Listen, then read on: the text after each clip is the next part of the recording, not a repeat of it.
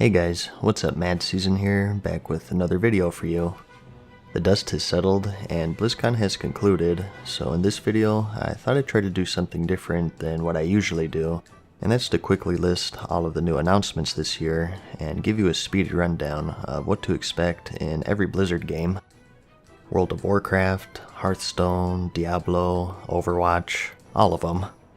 The main focus here will be World of Warcraft though, because there was more announced with it.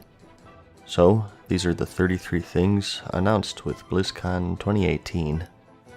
Let's start with Warcraft and work our way from there. At number 1, we have Warcraft III Reforged. Blizzard's hit RTS from 2002 is seeing a modern day remaster. New graphics and remodeled characters await you to revisit the world of not only the base game, The Reign of Chaos, but also its expansion, The Frozen Throne. Minor changes will be made, such as the layout of Stratholme in the Culling mission to match that with the narrative set by World of Warcraft. There's also a cinematic to go along with the announcement, which I'll have linked in the description. You can pre-purchase it for either $30 or $40, and with it, you get some rewards for other Blizzard games, such as a mount in World of Warcraft, a Hearthstone card back, and more that's to be announced. The release date is set to be in 2019. Speaking of remakes, the highly anticipated World of Warcraft Classic demo was unlocked for virtual ticket holders. Players got their first taste of Blizzard's recreation of the patch 1.12 vanilla release of the game. A release date of the summer of 2019 was announced, and it was confirmed to be free to anyone who subscribed to the Battle for Azeroth. Speaking of which, the barrel has been unloaded with information of 8.1, 8.15, 8.2, and even a tiny bit of 8.2.5. Let's tackle all of this one by one in order. 8.1, which contains Azerite armor changes, including a new currency to purchase specific pieces, the new Warfront, the Battle for the Darkshore, with a new cutscene which I'll also have linked in the description. We also have island expedition changes and maps, the new incursion feature, the continuation of the war campaign, and much more. It was confirmed to be released on December 11th. The first raid of the patch, the Battle for Dazar'alor, is to arrive sometime later in early 2019. Moving on to 8.1.5 here though, it's been confirmed to be the landing spot for the Kultiran and Zandalari allied races that were teased back during Legion.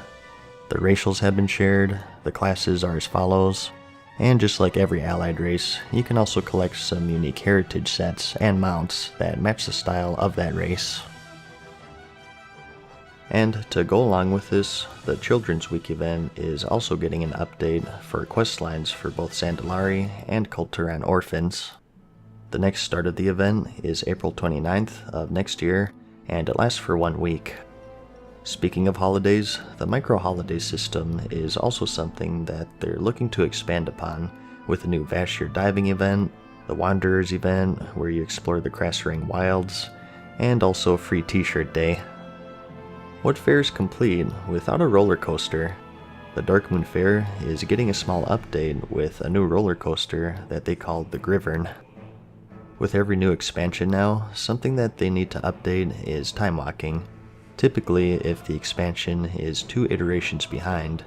So with BFA out now, Draenor Timewalking will also be added in patch 8.1.5, complete with 2 new mounts, an unarmored Elec and an armored Direwolf. Traveling around Azeroth has been something that's gotten out of control over the years. There's a few portals here in the Mage Tower, over here by the pond, some in the keep. It's all over the place. To address this, 8.1.5 will see the release of special portal rooms to serve as travel hubs for both the Horde and the Alliance, so it's all in one convenient place. Crafting professions are also getting some much needed attention. In the same patch, we're also getting special Tool of the Trade questlines, where once you complete them, you get specialized tools designed for your profession. The Blacksmith one allows you to repair a piece of gear for free every hour, and all the items you make have a chance to proc the Indestructible property. and the enchanting one allows you to power an inert golem, presumably to fight for you, and you also gain more resources when disenchanting. I won't go over all of them, so feel free to pause the video to find the one that you're interested in. The Brawlers Guild is also seeing a return in 8.1.5. It's a new season, so with it, as you'd expect, come new bosses and new rewards, including this mount called Bruce the Gator, most definitely awarded for reaching the maximum rank. There'll also be a special questline for you to complete that adds a bit of story to the guild in general. PvPers will be happy to see that they're getting some attention as well in this minor patch, with new remasters to the classic Warsong Gulch and Arathi Basin battlegrounds. They did give a side-by-side comparison, as you can see. I'll have this linked in the description if you want to see the whole thing. I really recommend it, it's actually looking quite nice.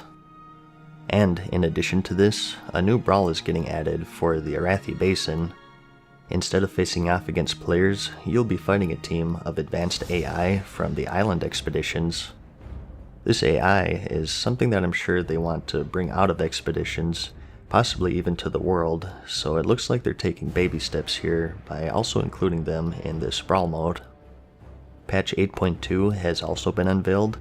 It's called The Rise of Azshara, and with it come many things you'd expect out of a major patch, including more story, a zone, new friends, enemies, weapons, armor, and more. It does have land zones. It's not entirely underwater, but it of course has a focus on water, as you'd probably guess. Even including an underwater boss with the new raid, which is Azshara's Eternal Palace. This is an 8-boss raid, focusing on Naga and other aquatic enemies, and climaxing with a battle against the Fallen Queen herself. So, after 14 years of teases and cameos, we're finally getting a face-off against her. The raid lies in a new zone for the patch, which is Nazjatar. This is the seat of power for all Naga and various aquatic enemies. There are 7-ish zones in total from the preview map that they showed, although it's not known just how many of these are fully fleshed out areas with content. They did say that mechanically, it'll harken back to the old repeatable content zones such as the Isle of Thunder, the Molten Front, or the Isle of Quel'Danas, to name just a few. As I said, the story also continues with this patch, most definitely the war campaign, how we uncover Nazjatar, and how the major characters such as Anduin, Sylvanas, Saurfang, and Magni all evolve and interact with each other, and how the faction war between the Horde and Alliance changes. Speaking of which, an all-new cinematic between Anduin and Saurfang has also been made public. I'll have a link to it in the description. The last city of the gnomes, Mechagon, is also uncovered. Here you can uncover the story of its inhabitants and their war against their robotic overlords, and also explore a new Megadungeon which shares the same name. In Legion, the old raid Karazhan was re-released as a 9-boss raid, complete with reworked or even completely new bosses, and of course rewards. Mechagon is planned to be very similar in design, being mythic only and having 8 bosses total. And if it follows Karazhan's footsteps, it'll later be activated for other difficulty settings such as Heroic or Mythic Plus. And to follow the same scheme here, for all of you PvPers out there, a new arena themed around Mechagon will also be coming in this patch. 2 more Heritage Armor sets will also be available.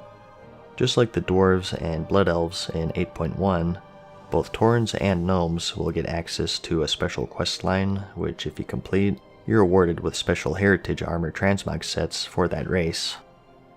Island expeditions are getting continuous updates as well.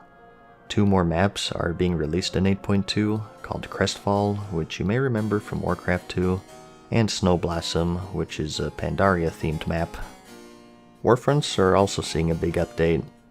One of their problems right now, in my opinion, is that you can't lose them, so there's really nothing at stake. In 8.2, they're releasing a heroic mode that is much harder and even losable. With higher difficulty, however, also come higher rewards. Flying is always a big question of any patch, and we finally got our answer for BFA. The second part of the Pathfinder achievement will also see its debut in 8.2, and once it's completed, you'll have unlocked flying for both Kul Tiras and Zandalar. No information on specifics on how to complete it just yet, but if it's anything similar to Legion, you can expect it to be related to reputations and completing quest chains. Just as how 8.1 is the start of Season 2, 8.2 will be the start of Season 3 for both Mythic Dungeons and PvP. Item levels of gear in both Dungeons and PvP will be increased, and a new seasonal Affix will be introduced. The upcoming Reaping Affix, which is arriving in 8.1, will be retired for a new one in 8.2. Nothing specific yet, but they did say it'll be Naga related to sort of match the theme with the patch. And lastly, in the realm of Warcraft, we did get one tidbit from patch 8.2.5, and those are the long-awaited updated Worgen and Goblin models. These were teased back during the Warlords of Draenor expansion, and have sort of been put off until now. So, both the males and females of both races are seeing some pretty major changes, especially the female Worgens, who really needed it. A new Diablo game was announced for mobile. Now, I know what you're thinking. You want to see some gameplay. What does the Diablo community want to see? You want to see some gameplay. Show me some gameplay. What, you peasants don't have mobile phones? You better not make any negative comments or I'm gonna delete them. Okay, just joking, you can. Especially the ones about my voice, I like those ones the best. Hearthstone's 52nd expansion was also announced. It's called Rastakhan's Rumble, which brings a new card type called Overkill, which triggers when a weapon or effect deals more damage than the target card's health. There are 135 new cards, and a release date set for December 4th. Overwatch will see its 29th hero, Ashe, released in the near future. Her style is an Old West gunslinger, favoring a repeater rifle, a sawed-off shotgun, and dynamite as her weapons of choice, just in time for Red Dead Redemption 2. She has an origin story to introduce her into the cast, which I'll have linked in the description. Starcraft is also getting some attention with a new co-op commander, which is Zeratul, and various changes to balance. Specifically, they mention battlecruisers, tempests, dark templars, nidus worms, and ultralisks. Not being much of a Starcraft player, I'll be honest, a lot of this stuff is foreign language to me, so I'll just have a link to a recap in the description. Sorry about that. However, Heroes of the Storm is also getting a new hero called Orphea. She's a mid-ranged assassin who wields shadow magic to gather, stun, and tentacle slap her foes. She has a mechanic called Chaos, which is a buff that she gets upon hitting enemies with abilities. It causes your next attack to deal more damage and also heal you, stacking up to 3 times. She's free to virtual ticket holders or BlizzCon attendees, and I'll have links to both her introduction cinematic and gameplay previews in the description. And lastly, for anyone that's interested in Destiny 2, up until November 18th, you can get it for free from your Battle.net launcher. It's as simple as just clicking it, so if you've been thinking about checking out this shooter, now's a better time than any. But that's the gist of things. Again, trying something different by just machine gunning the highlights for you, while leaving my uninteresting opinions out of it for the most part. I hope you found the video helpful, like it if you liked it, and I'll see you in the next one. Peace.